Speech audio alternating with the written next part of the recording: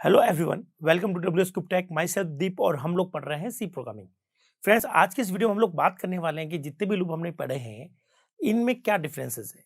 ठीक है, और साथ ही हम लोग ये पढ़ेंगे कि अगर हमारे पास कोई भी फोर लूप है उसको हम लोग वाइल में किस तरह से कन्वर्ट कर रहे हैं और उसी को हम लोग डू वाइल में किस तरह से कन्वर्ट कर रहे हैं और उनके साथ में डिफरेंसेस भी हम लोग देखते जाएंगे।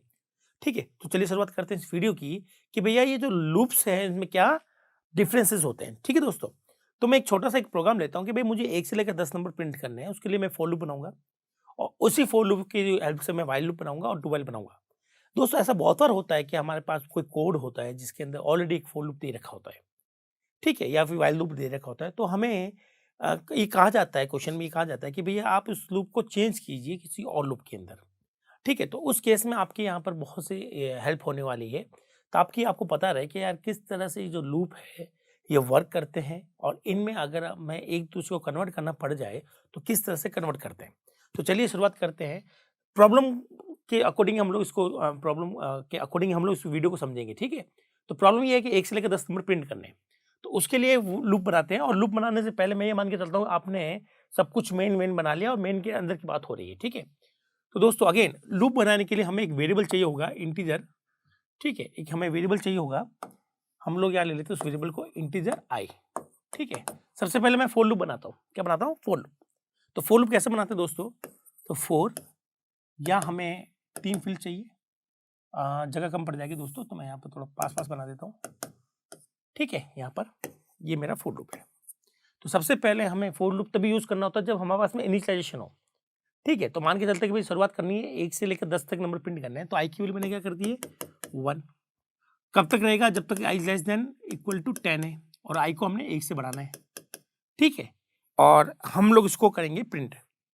चलो दोस्तों, मैं अगर पूरा अगर 10 तक चलाऊंगा तो बहुत लंबा हो जाएगा ये वीडियो, तो क्यों ना हम लोग इसको 5 तक चलाएं, है ना दोस्तों। ठीक है, 5 तक चलाएंगे ताकि आपको चला के भी दिखा दूंगा लूप कैसे काम करता है। और फिर हम लोग लिखेंगे प्रिंट एफ और हमने यहाँ पे लिखना है %d और आई की वैल्यू को हम लोग प्रिंट कर रहे हैं। चला के देखते हैं दोस्तों, इस लूप को चलाते हैं। मैं चलाने के लिए कलर अलग ले लेता हूँ। सबसे पहले आपके पास में यहाँ आई बनेगा, मैं आई को यहीं बना लेता हूँ। ठीक है, सबसे फिर हम लोग आएंगे, आई की वैल्यू क्या हो जाएगी यहाँ पर 1, ये आई की वैल्यू 1 हो गई।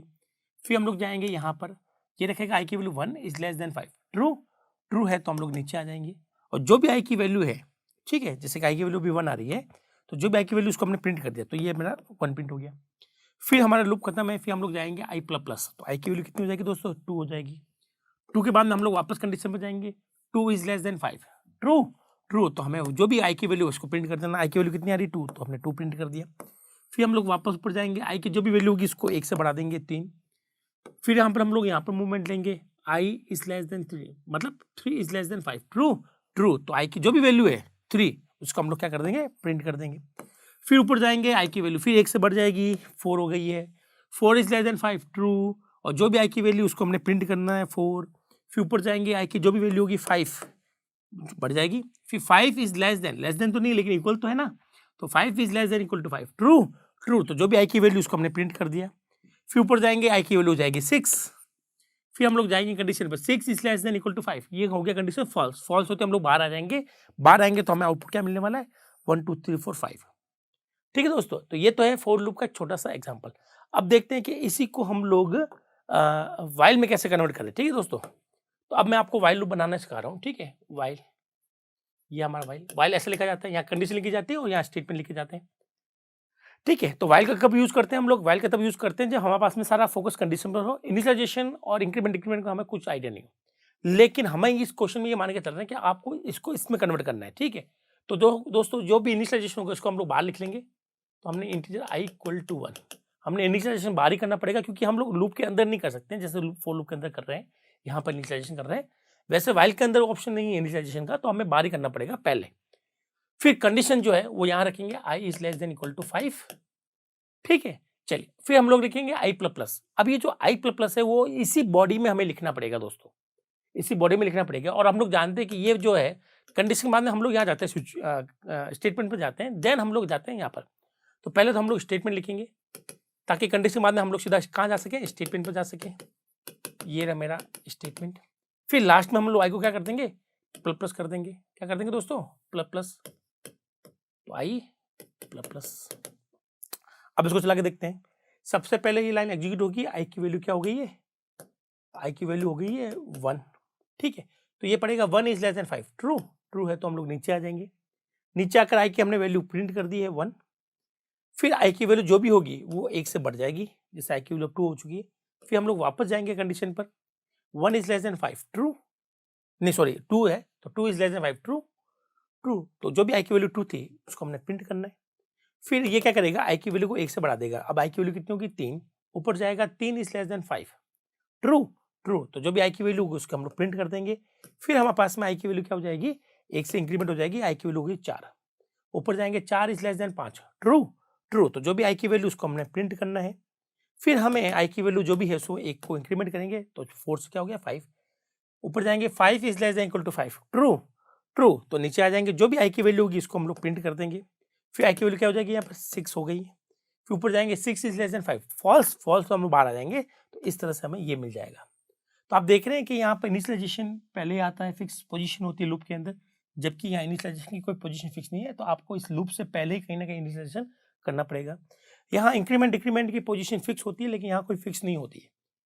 तो इस क्वेश्चन में आपको ध्यान रखना पड़ता है कि भाई अपने को अगर इंक्रीमेंट डिक्रीमेंट करने हैं तो वो उसकी बॉडी में करने पड़ेंगे, और इसकी पोजीशन अगर मैं ऊपर या नीचे लिखूं, प्रिंटफ के ऊपर या नीचे, तो उसके अकॉर्डिंग मेरा बिहेवियर भी बदलेगा दोस्तों।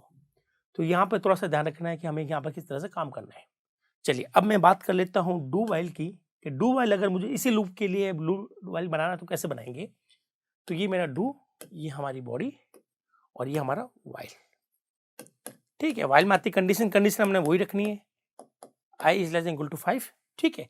चलिए अब रही बात इनिशियलाइजेशन की, तो इनिशियलाइजेशन यहाँ पर होता नहीं है तो आपको पहले ही करना पड़ेगा, तो आप ऊपर लिख लेंगे इंटीजर i इक्वल टू 1, ठीक है, देन आपका ये चलेगा। तो दोस्तों यहाँ पर सबसे पहले आपको प्रिंट करना पड़ेगा, क्या करना पड़ेगा, प्रिंट करना पड़ेगा। तो हम लोग प्रिंट करेंगे i की वैल्यू को, ये i की वैल्यू प्रिंट कर दी और i को प्लस प्लस कर दिया। एक बार इसको चला के देखते हैं कि इसका क्या बिहेवियर आता है, ठीक है। तो चलाने के लिए मैं कलर रेड ले लेता हूँ। चलिए शुरुआत करते हैं, यहाँ से i बनेगा, i की वैल्यू क्या हो गई है 1। फिर अंदर आएंगे, हमने i की वैल्यू को 1 को प्रिंट कर दिया, ये मेरा आउटपुट आ गया 1। i की वैल्यू क्या हो गई दोस्तों 2 हो गई है, ठीक है। फिर ऊपर जाएंगे वापस, जो भी i की वैल्यू उसको प्रिंट करेंगे, i की वैल्यू 2 थी तो 2 प्रिंट हो गया। अब ये i की वैल्यू को क्या कर देगा, 1 से बढ़ाकर 3 कर देगा। फिर ऊपर जाएंगे, यहाँ पर i की जो भी वैल्यू होगी इसको हम लोग प्रिंट कर देंगे, i की वैल्यू 3 है तो हमने 3 प्रिंट कर दिया, जो भी i की वैल्यू उसको 1 से बढ़ा देगा, वो 4 हो चुकी है। ऊपर जाएंगे, ये कंडीशन ट्रू है ना, 4 इज लेस देन 5, ऊपर जाएंगे i की वैल्यू हम लोग 4 प्रिंट करेंगे, ठीक है। ये i की वैल्यू क्या कर देगा 5 कर देगा, 5 इज लेस देन 5, ये भी ट्रू है। ऊपर जाएंगे तो i की जो भी वैल्यू है हमने इसको प्रिंट करना है, i की वैल्यू कितनी होगी दोस्तों 6 हो गई, 6 is less than 5, false, false तो हम लोग बाहर आ जाएंगे, तो हमारे पास में ये प्रिंट हो जाएगा, ठीक है। तो ये है वो प्रोग्राम जिसमें हमने एक ही लूप को अलग अलग वे से लिखा है। सेम क्वेश्चन है, हमें 1 से लेकर 5 तक हमें प्रिंट हो रहा है, और साथ साथ हमने देखा कि किस लूप में क्या क्या हमें एडजस्टमेंट करने पड़ रहे हैं और कौन सी चीज़ को कहाँ लिखना पड़ रहा है। अब थोड़ा सा क्वेश्चन चेंज कर लेते हैं और उनका डिफरेंस भी देख लेते हैं, ठीक है दोस्तों।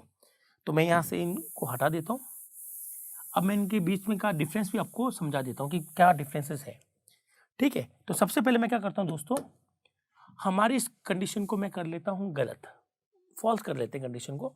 मैंने यहाँ पर कर दिया है, सपोज करो यहाँ पर कर दिया है 0, क्या करते हैं दोस्तों 0, यहाँ पर भी मैंने क्या कर दूंगा 0 करूंगा, यहाँ पर भी मैं क्या करूंगा 0 करूंगा। अब देखते हैं कि कंडीशन फॉल्स है, अब क्या आंसर आता है हमारा जब कंडीशन पहली बार फॉल्स हो।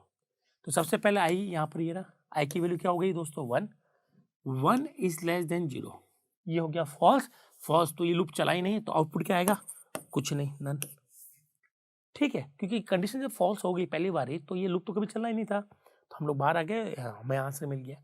यहाँ देखते क्या होता है, आई की वैल्यू हमारे पास में 1 है, 1 इज लेस देन 0, फिर अगेन फॉल्स हो गया, तो ये लूप कभी नहीं चला, तो हमें क्या मिलेगा कुछ नहीं मिलेगा, नन।